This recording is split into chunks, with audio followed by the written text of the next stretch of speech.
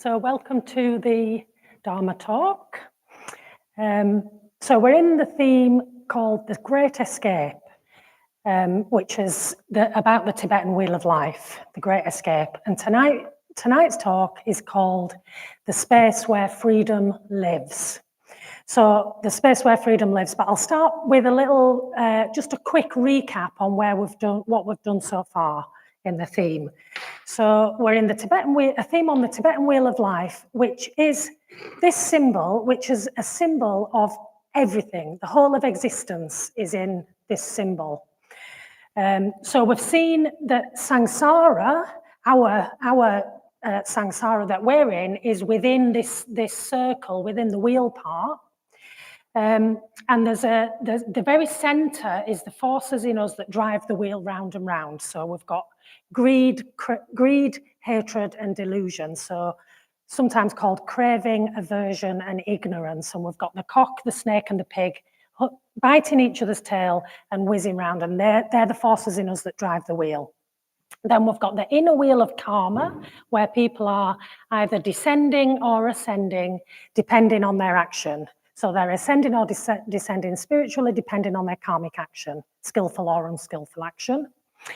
And then in the further talks, we've looked at all the 6 realms. So we've got the God realm, we've got the realm of the Titans, the animal realm, the hell realm at the bottom, the realm of the hungry ghosts, and the human realm. So we've got all those 6 realms.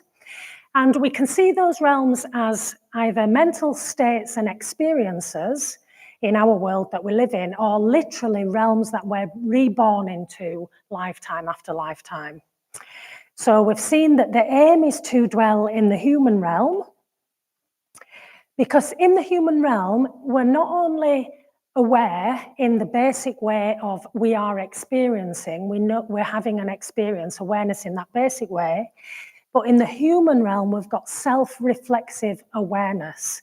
So we know we're experiencing, we're aware that we're aware, and it's a very different level of awareness. So that is what gives us, in the human realm, potential for ethical choice. So we can take skillful action and we can change ourselves, we can change our future, we can change our world, and we can escape from the wheel. So the ultimate aim of the whole of this symbol is to escape the wheel of samsara forever, completely. So that's why the theme's called The Great Escape. That's what we're trying to do. We're trying to get out of it, not sort it out. So we're not trying to sort out all this life in samsara, because there's always dukkha, there's always impermanence. The human realm as well has the cremation ground, so we can't sort it out and fix it. The aim is to completely transcend conditioned existence completely.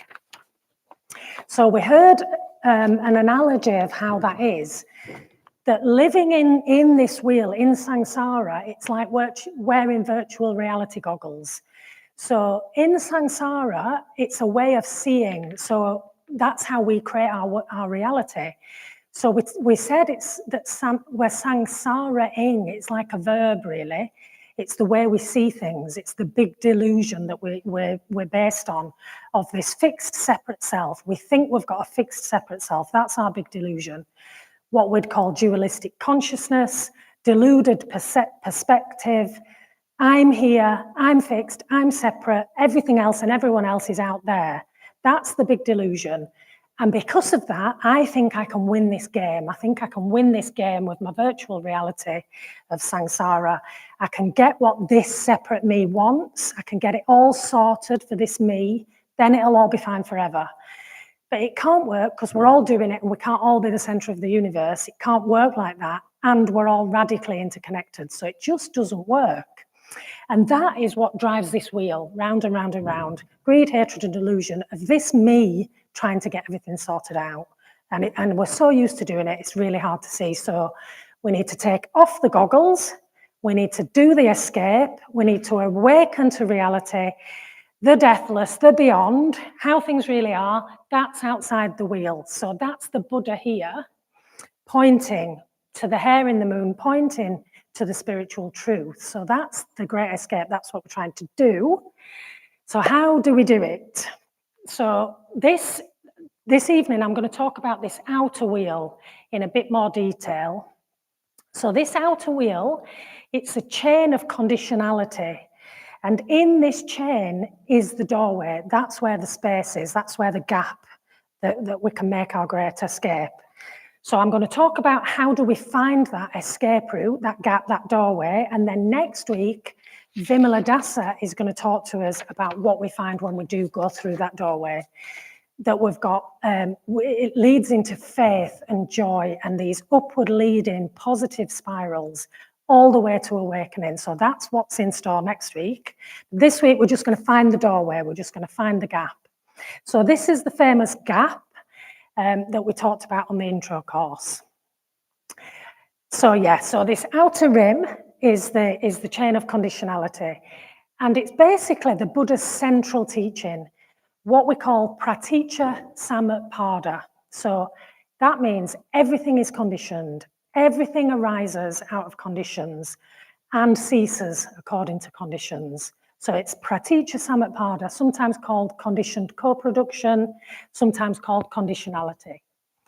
So this rim is how that praticca samuppada conditionality, how that applies to the human mind, to all of our experience. How does that work? So this symbol round the edge of here, it describes fully and completely the workings of our everyday human mind. So this wheel, this chain, it's cyclic, it's reactive, it's habitual. We go round and round. It's what we'd call mind reactive. And these cycles that we go through can be seen as happening over lifetimes, rebirth after rebirth, deepening habits, just keeping on going in the same old habits.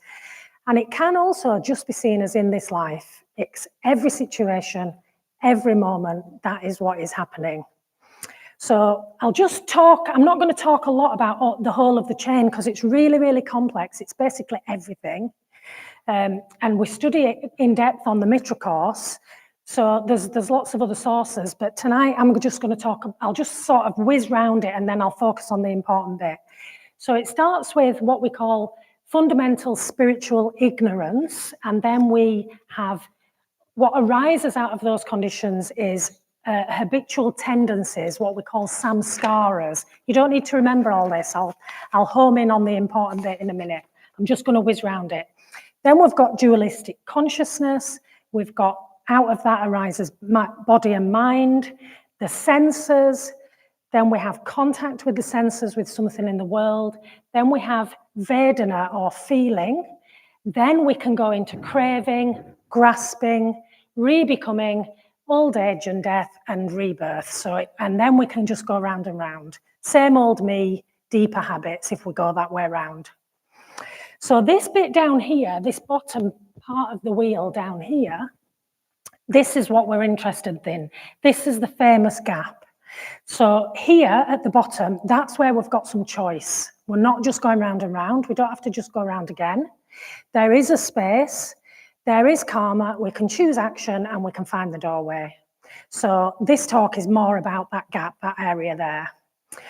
So on a very basic level, what happens is we have some contact. So we have senses and we have some contact. On the intro course, we called that situation or stimulus. And then we can act out of habit, same responses, and round again. Or we can make a different choice and change our future.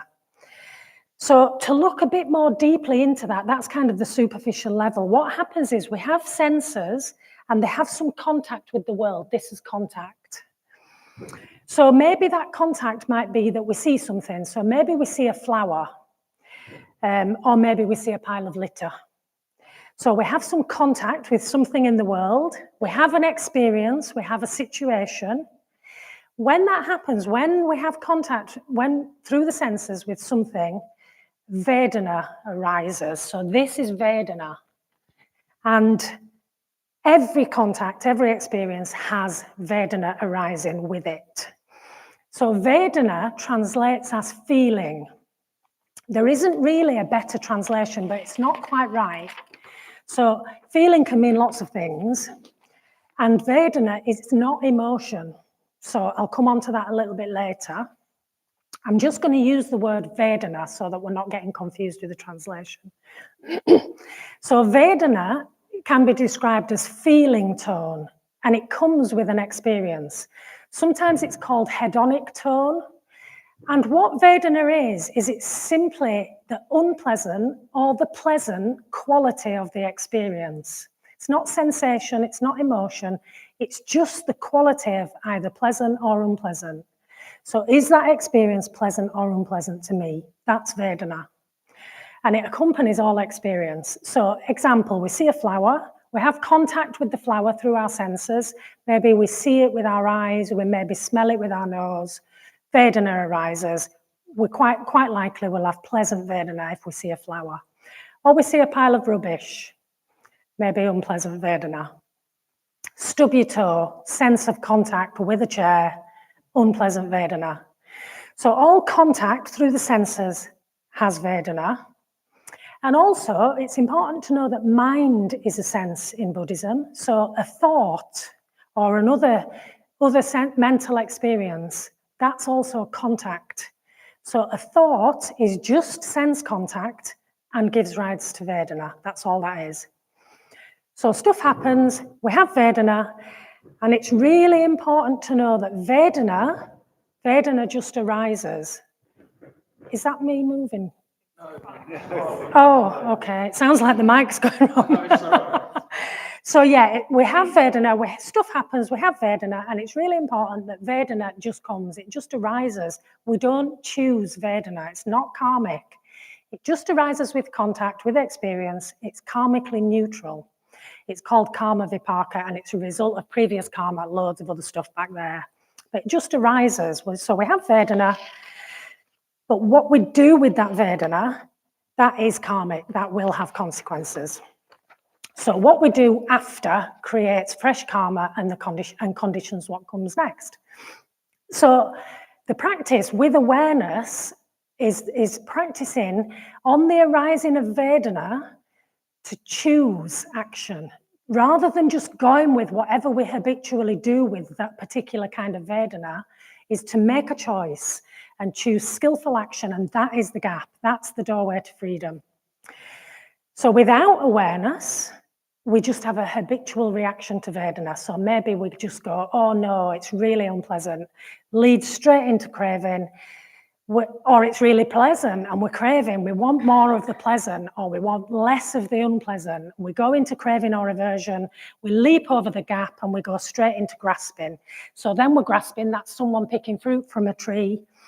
We're trying to get more, we're actively trying to get more now, or we're trying to avoid the thing we don't like, and we're just going round again. Once we've got to there, we're just going to go round again. Deepen habits, and if we keep going round, it's just deeper habits, and next time the Vedana will be even stronger. So we find the gap, and if we take skillful action, we transform our future self, we find this doorway to freedom. Okay, so that's the gap, contact, Vedana, craving, or skillful choice. But actually, in our actual everyday experience, in our everyday life, it's much more complex than that.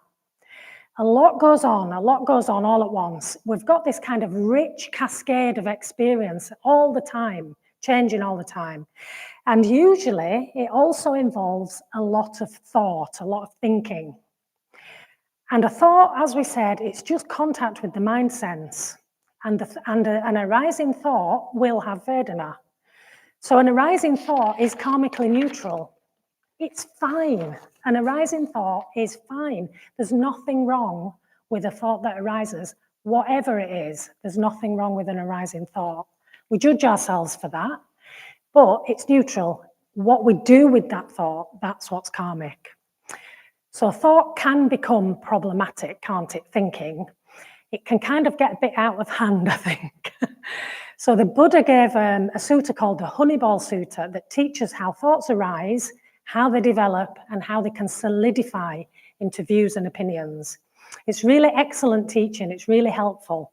And it's the cause of all conflict in the world, so it's worth looking at. There's a talk on YouTube called The Chain of Conflict from Sangha that's worth watching. I'm not going to go into that tonight, there's not enough time. But when a thought goes off on one, it's what we call papancha, proliferative thinking. So papancha is when we get caught up in a train of thought and we can't really remember where it started. So an example is we just have an arising thought, a memory, we just remember a past conversation that upset us at the time. And then we start to think, oh, I can't believe they said that though. I can't believe they said it. I wish I'd just said that to them and that would have shown them and then they'd have said that and I could have come back with this really clever thing. And before we know it, we're just having this imaginary argument with someone that's not even there. And we can't really remember what that first thought was. We've just sort of gone off. We do this, I think, or maybe it's just me, but we do this most of the time. I think a lot of the time. And then papancha starts to form in and solidify into views and opinions. Oh, they're the sort of person that does that. They shouldn't do that. They should do that. And you can end up with this quite fixed, inflexible, unrealistic thinking and views and opinions. That's papancha, views and opinions. And it is a form of craving and grasping. We want it to be a particular way and it isn't. And we're not seeing how it really is. So we're not seeing what's really happening. We've gone past the gap. Papancha, in that way, that's always unskillful. Okay, so that's a little bit about thought. In everyday life, the gap, this gap, it's complicated and it's really messy. There's a lot of thought in it.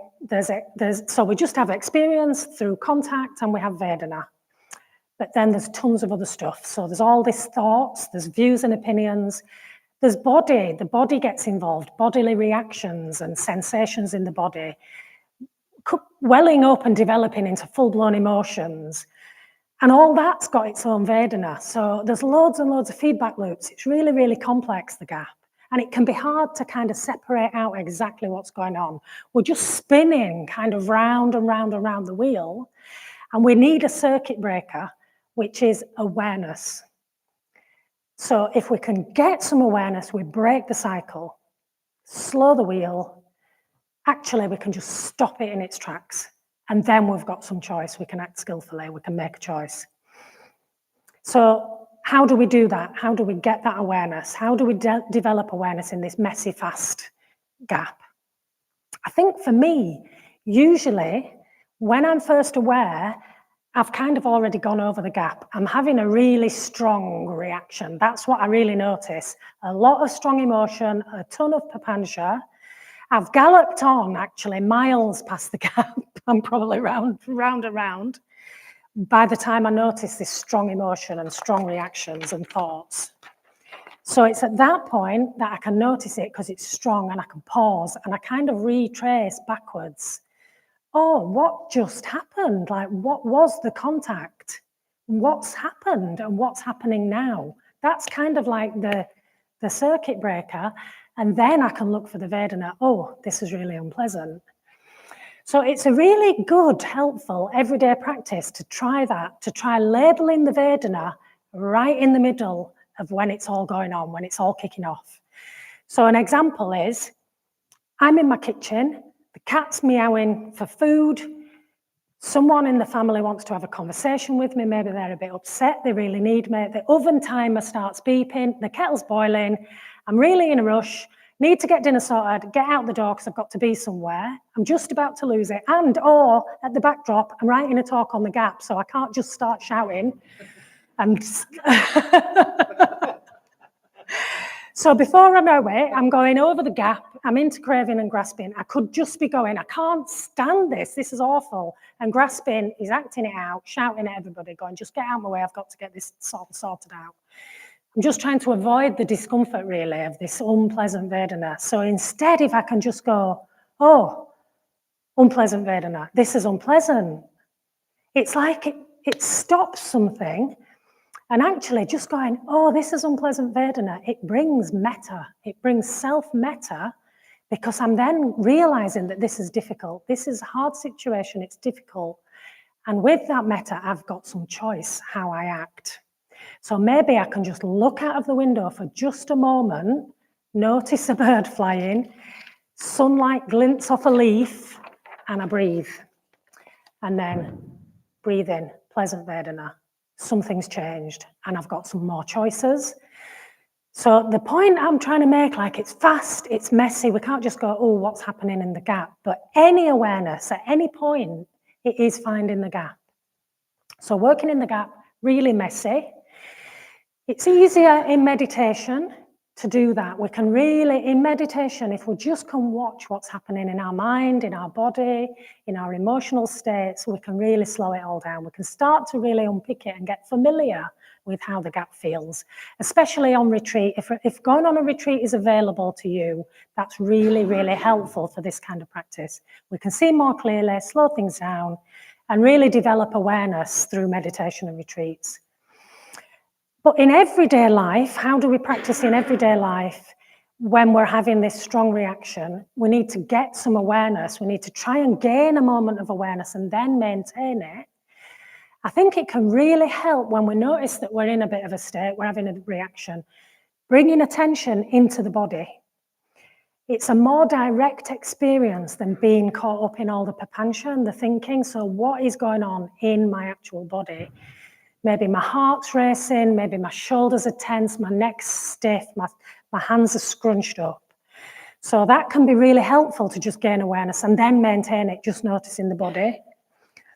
But the key ingredient really is to bring some kindness to it. So whatever the thoughts are, whatever the reaction is, don't judge yourself, because that is suffering. When I'm in that state, when I'm trying to find the gap, I'm suffering and this is difficult. So I need to be really kind to myself. So working in the gap, it's a really gradual practice of gaining awareness, making skillful choices, and moving forward with that. So I'm just going to read a poem that really illustrates how this is like a progressive practice. You might have heard it before. It's really about the gap.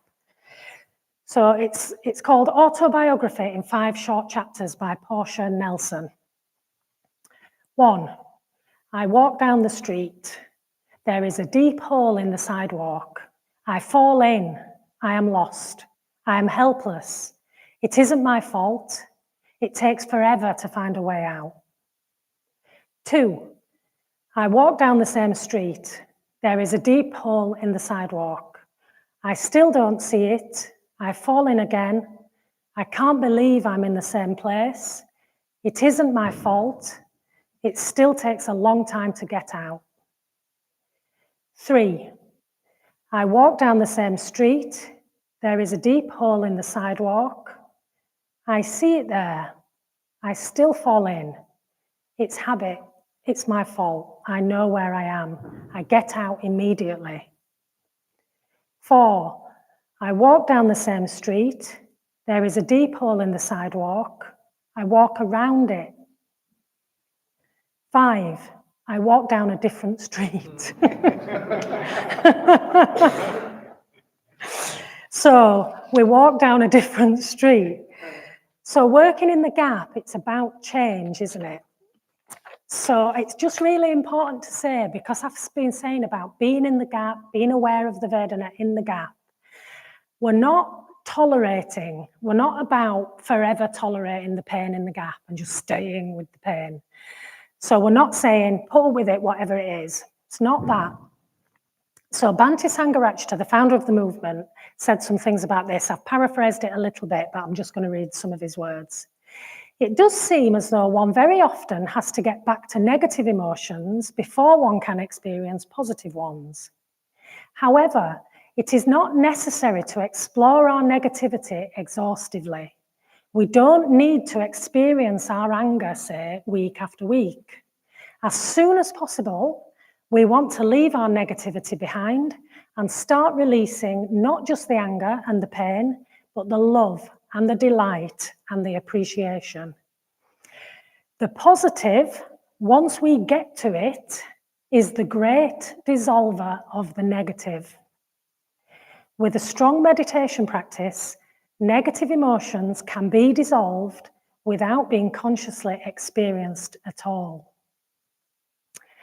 So we're about developing the positive, and Bhante Sangha describes it as the great dissolver of the negative.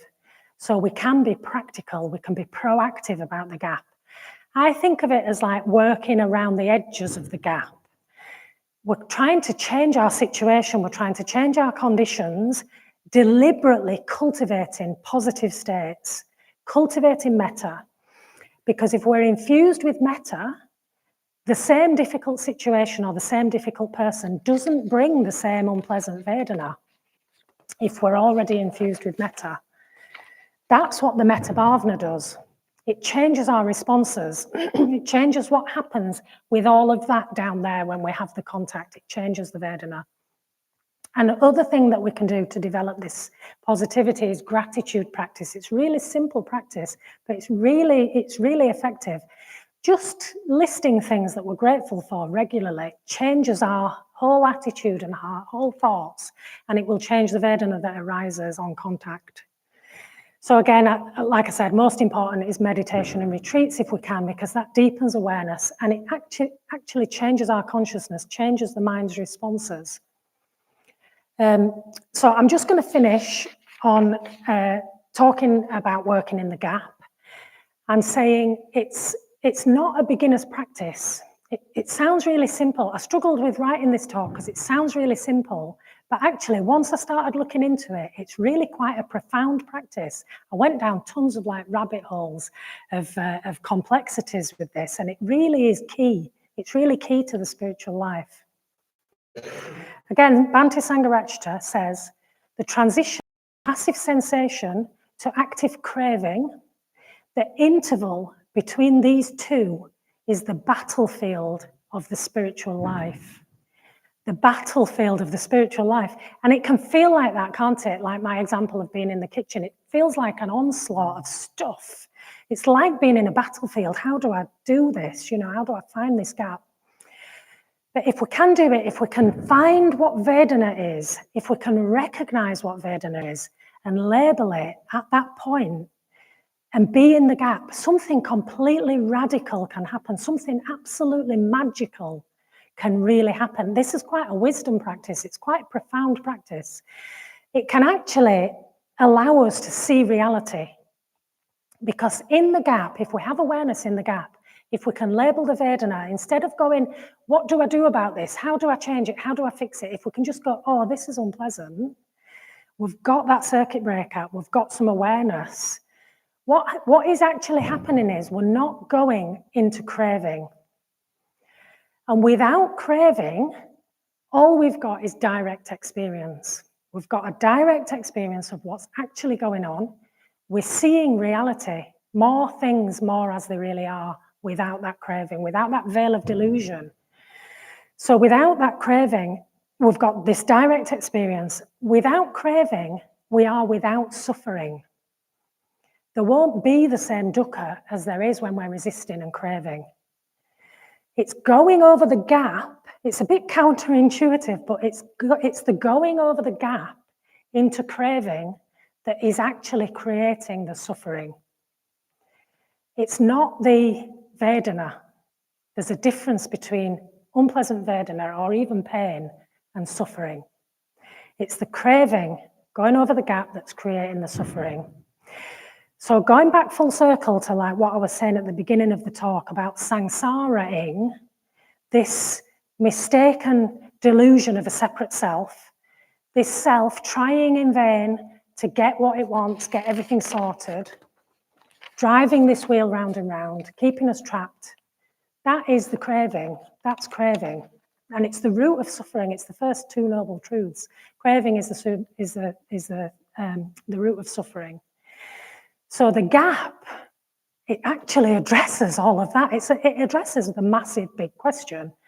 So in the gap, a single moment of awareness, just one moment of awareness of just stopping and noticing the Vedana can give a glimpse into actual reality. It can open up a vast new world.